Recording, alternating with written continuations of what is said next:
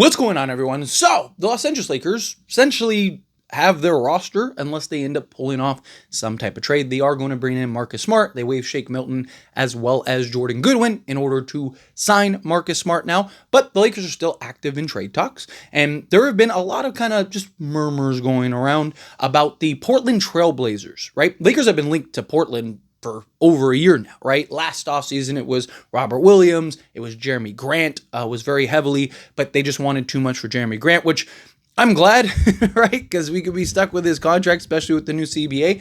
I like Jeremy Grant. If there's talks about him potentially being bought out, if he gets bought out, then sign me up for Jeremy Grant. I don't think personally, and I even said this in the video, that, hey, I don't think he's going to get bought out, at least this year, just because he still has technically 3 years if you bought him out, because he has this year, next year, and then he has a player option, which you'd have to pay him out for that too. So I don't think Portland's not in a rush, right? Next season, when guys start needing to get paid and they're going to start paying, now then I could see maybe Jeremy Grant getting bought out, but you never know, right? Stranger things have happened. If they want to kind of get off of it, if Jeremy Grant starts getting that itch and he's like, dude, I don't want to be the seventh guy on this team, especially on a Portland team that's probably not going to be a playoff team, championship contender for sure, but I don't know if they're even going to be a playoff team. So it's like, if you're going to do that, you might as well go to a team and be the seventh guy on a team that might win a championship, So if that could happen, then sure, sign me up for that. Other than that, I would stay away from trading for Jeremy Grant. So who could the Lakers be targeting? Well, it's Matisse Thybulle and Robert Williams III, right? They've been linked to the Lakers pretty much all offseason. So again, this isn't anything crazy. You would have to send out likely 3 guys. My guess is the Lakers want to clear some salary in that trade as well, right? So it'd kind of be this, like, you get Matisse Thybulle, you get Robert Williams, you clear some salary space, you open up a roster spot, so now the Lakers can bring in another guy. So it wouldn't be just Matisse Thybulle and Robert Williams for, say, like a Rui, Gabe Vincent, and Dalton Connect, right? It wouldn't be like something like that. It would be you're getting Matisse Thybulle, Robert Williams, and you're also bringing in, DeAnthony Melton or Josh Okogie or one of these guys, or if somebody else gets bought out, right? Jeremy Grant ends up getting bought out. Maybe you go and get a Jeremy Grant. Because between Matisse Thybulle and Robert Williams, you're talking about $25 million that the Lakers would have to send out. Blazers do have cap space to absorb things. But here's the thing. Like, if you're going to send out Dalton Connect, right, it has to be justified. Right? Doing something like a Gabe Vincent and because you could do theoretically just like Gabe Vincent for Matisse Thybulle, but like that doesn't make sense for the Blazers. Right? Now, Robert Williams and Matisse Thybulle are 2 guys that make sense for the Blazers to get off of, right? Robert Williams would be like the 4th big on their roster because they're going the youthful route. That's why they got off of DeAndre Ayton, and you have Clegan and you have Yane Henson, who are like their 2 kind of center guys that they want to display and see this year, right? So Robert Williams at best is probably your 3rd option at the center position, right? Could even potentially be the 4th option depending on how things shake up. So if you can get off of him, fine, so be it. Same thing with Matisse Thybulle. They have so many young just guards and wings and stuff that, I'm not saying that they couldn't find a use for Matisse Thybulle, especially with his defense and if his 3-point shooting kind of continues. But Jeremy Grant might potentially even come off the bench. So it's like, where does Matisse Thybulle fall in? So for them, it's like, okay, makes sense. Go with the young guys, lean into the youthfulness this season. And the next year when Dame comes back and all that, then we can kind of figure out what direction we want to go and how do we want to go about it. So I get why Portland may be interested in unloading those 2 guys, players that doesn't really help them or affect them in any way, but it could help and affect the Lakers in a positive way. I mean, Robert Williams III is exactly what this team needs. Give you some toughness, interior defense, right? Gives you just that bull in a china shop, excellent rebounder, shot blocker, all of those things, right? Problem is the guy can't stay healthy. Guy, like, you don't know if he's going to play 20 games for you, right? Like, that's the problem. That's the risk with him. Matisse Thybulle, he's had some injury issues, right? There's been questions of his career as far as shooting the basketball. He has looked much improved recently. But again, is that just kind of like an outlier, or is that something that is the norm? Right? They're 2 guys that are risky, but they fit exactly what the Lakers need. But that doesn't mean the Lakers should go and overpay or, give up some crazy package in order to acquire them. So how do you kind of justify it? Well, again, if it's like Gabe Vincent and Dalton Connect for Matisse Thybulle, it's probably not the best use of your asset in Dalton Connect. right? Like, Lakers are very limited on the assets and the pieces that they have to trade, right? If you're just kind of giving them for, like, not saying that you're going to get, Giannis or anything like that for a Dalton Connect, but can you get kind of a more, a higher end player, or even somebody with some upside, like an Io DeSumo, somebody like that. He's 25, right? Still not a finished product. There's a lot of untapped there in the right role, right position, like something like that. I'm just using him as an example. I'm not saying it has to necessarily be him, but somebody like that, right? Somebody that has a little more upside, where Matisse Thybulle is kind of who he is. You know what he is. You know what you expect from him, which is fine. It's exactly what the Lakers need. He's got that wingspan, the size, the length, versatility to defend 1 through 3. He's one of the better perimeter defenders in basketball. If he can kind of give you consistent 3-point shooting, that helps a ton. So again, they're two guys that make a ton of sense for the Lakers, but there's some risks. Okay, well, now is Robert Williams and Matisse Thybulle worth a Dalton Connect and then whatever other salary filler? Possibly, right? Because especially if Robert Williams can actually stay semi-healthy, I'm not expecting him to play 82 games, but can he play 60 and be healthy come playoff time? Right now you're talking, right? Because DeAndre Ayton, he's going to miss some games. He's going to miss some nights. To have a guy in a Robert Williams that can slot in and now play that role, like that could do wonders for you. Matisse Thybulle, same thing.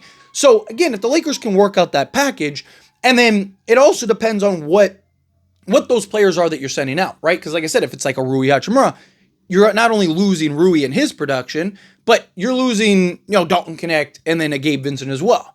Now, if you could stack guys, right, then okay, sure, but then like what are those guys? Like the only other way to stack guys would be Jared Vanderbilt, Gabe Vincent, and then like a Maxi Kleba, right? And then maybe you're throwing in a Dalton Connect, but then Blazers have to like get off of guys, move guys, right? Maybe they like Jared Vanderbilt. Maybe you're adding a third team, right? So like the only way that it kind of is justified and makes sense is you'd include a Rui Hachimura, you'd include, a Dalton Connect, and you'd include like a Gabe Vincent, right? Now you cleared off that, $33 million in salary for 25. You cleared off some salary space. You opened up some rosters. You're bringing guys in. Blazers get stuff back. Maybe you're throwing in a pick swap or something, but Rui's valuable. Right, so if I'm the Lakers, I wouldn't do something like that. Right? And then again, yes, you're losing Rui, yes, Dalton Connect, right, as like a long-term upside guy, but he kind of seems checked out. I think you got to trade him at this point, right? Like the only guy you're really losing that deal is Rui Hachimura, right? And then you're getting into Robert Williams and Matisse Thybulle that could really raise the ceiling for the Lakers. But then you're also, again, clearing the salary space in order to bring in and sign another. I mean, you'd open up, a roster spot, right? Because you're doing a 3-for-2 swap. So you open up another roster. So you have now 2 open roster spots that you can bring in 2 guys. And you have the money now in order to do that. Because you clear, like $5 million off your books. So now if you're the Lakers, now you basically freed up the money to sign Marcus Smart. You still have that, $6 million and some change to now go bring in, say, well, I don't know how badly you'd need Al Horford at that point, but you can play Al Horford at the 4, so maybe you go with Al Horford, right, and like a DeAnthony Melton, or you go Melton and Joshua Okogie and kind of really round out this roster. Now you got the depth and the versatility. The thing is, though, is like, okay, then what do you do at the 3 if you get rid of Rui? That's the problem, right? Like, yes, you could slot in a Matisse Thybulle, right, if you wanted to, or like I said, if you bring in a Joshua Okogie, maybe go Joshua Okogie. Could you bring in an Al Horford? Would LeBron play the 3 at that point? I mean, he's a 4 at this stage of his career because you need him to defend the quicker, twitchier, more athletic threes. It's why he played the 4, even when Anthony Davis is gone and everything like that, still playing the 4, right? Like, so I don't know if LeBron would be willing to do that, but if he is, then maybe you go that route, bring in Horford, bring somebody like that in. It's just, my problem is like, I like Matisse Thybulle a ton, but is he the answer as your starting 3? Maybe it's Jared Vanderbilt, right? Maybe you're having Jared Vanderbilt be your starting 3, or Jake LaRavia, right? So Jake LaRavia is a better defensive player than Rui Hachimura, right? The question is just the offense, right?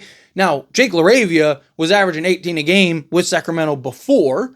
So can he kind of be that scorer and shooter? And I mean, he was a B+ rated defender last season, right? Well, one of the big things he said he's worked on all offseason is his defense. So can he actually be that steady defensive player for the Lakers, right? Like at the end of the day, you need some defense in that starting unit. If the Lakers believe Jake LaRavia can kind of fill in that Rui Hachimura role, which he is a more natural three, then it becomes more justifiable to do something like that. And then you have Matisse Thybulle, Jared Vanderbilt off the bench as kind of like those defensive like assignment guys. Hopefully they can knock down some threes. And then you still have, Marcus Smart. Like I said, maybe bring in a DeAnthony Melton or something like that at that point, and you kind of run Smart, Melton. You have, a Dude Thero can play the 3 or the 4. Jared Vanderbilt can play the 3 or the 4. You got Matisse Thybulle can play the 2 or the 3, right? You start getting some some versatility in that regards, and you have kind of your starting unit and stuff. So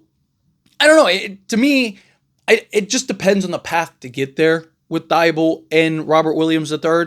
It's tough. Like, because again, I would love to get a Matisse Thybulle and a Robert Williams III, but is that the best use of your assets in Rui Hachimura and obviously the defensive pieces, right? Lakers need more defense than they need offense. But Rui's been really good for them.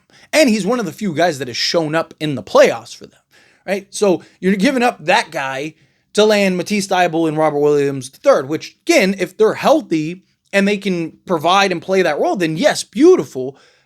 But there's a lot of risk with that when you already know what you're getting with Rui Hachimura. And then you're adding in Dalton Connect. Like the Gabe Vincent doesn't really matter because you got Marcus Smart now, so you're replacing that. And you can bring in a DeAnthony Melton or a Gary Payton II or whatever, right? Like there's you can easily replace the Gabe Vincent. So the Gabe Vincent thing, not worried about, right? It's everything else. It's Dalton Connect and Rui Hachimura because, again, the only other way that makes sense is you're stacking guys, right? So now you're doing like a 4-for-2 swap, which maybe the Blazers would be willing to do that if you throw in an extra second or something because they're like, hey, at least we're getting assets for them and we can figure it out, and they do have some roster spots, right? So if you can do the stack route where you're doing like Vando, because you're getting off of his long-term money. So like if you're doing like Vando, I don't want to lose Vando, but it's like, would you rather lose Vando or Rui? I think you get more for Rui than you can Vando. So I'd rather keep Rui and then look to maybe trade him later on down the line. So if you could do something like Vando, like Vando, Gabe Vincent, and like Maxi Kleba, right? Plus a Dalton Connect and like a second and a pick swap. Right, and you're clearing salary, and then maybe you're bringing in another kind of like odd-in guy for them that that they're willing to kind of throw in. So you're doing like a 4-for-3 swap, clearing like $5 million off your books, and it's a win-win. If you could do something like that, then sure, I would do that. But other than that, if it's like Rui, Connect, and all this stuff, I'd probably stay away personally. But let me know your thoughts and opinions down in the comments. That being said, if you haven't liked this video, hit that like button. Helps me a lot. So we enjoy these types of videos, and I truly appreciate it. Not subscribe to the channel, hit that subscribe button, turn on the bell notifications. Appreciate y'all. See you in the next one. Thank you.